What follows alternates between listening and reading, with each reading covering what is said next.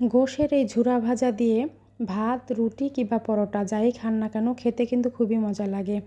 তো আমি যেভাবে গোশের এই ঝুরা তৈরি করে নিয়েছি, এখনকার দিনের মানুষরা তো একবারে অনেকগুলো গোশ রান্না করে না, এরকম ঝুরাও হয় না।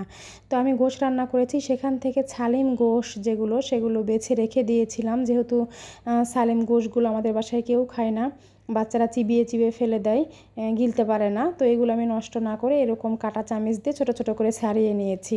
সাথে কিছুটা ঝোলও রেখেছি, পেঁয়াজ রসুনের যে ঝোল থাকে মশলার, সেটাও যেন দেখতে সুন্দর লাগে, খেতে যেন মানে কর্কশ না হয়ে যায় এজন্য।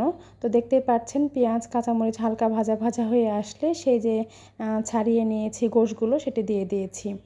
কড়াইয়ে দেওয়ার পর আমি অনবরত নাড়তে থাকছি, পানিও দেব, যদিও আমার গোশগুলো সিদ্ধ করা, পানি না দিলে সমস্যা নাই। যেহেতু আমি পেঁয়াজ দিয়েছি এজন্য একটু নরম হওয়ার জন্য আমি কিছুটা পানি দিয়ে পানিগুলো শুকিয়ে নিচ্ছি নাড়াচাড়া করে। এই ঝুরা ভাজা কিন্তু আগে এমনিতেই পাতিলের তলায় হয়ে যেত, যখন মানুষ ফ্রিজ ব্যবহার করতো না। আর এখন ফ্রিজ হয়ে আমরা যেহেতু অনেকগুলো গোশ একসাথে রান্না করি না, সেহেতু এরকম ঝুরা তৈরি হয় না। কিন্তু এই ঝুরাগুলো দিয়ে কিন্তু ভাত খেতে খুবই মজা লাগে, রুটি কিংবা ভাত। তো দেখতেই পাচ্ছেন পানিগুলো শুকিয়ে আসছে আর নাড়াচাড়া করে নিয়েছি। যখন এরকম কালার চলে আসছে আমি সার্ভ করে নিয়েছি। এটি কিন্তু খুবই টেস্টি, ট্রাই করবেন প্লিজ।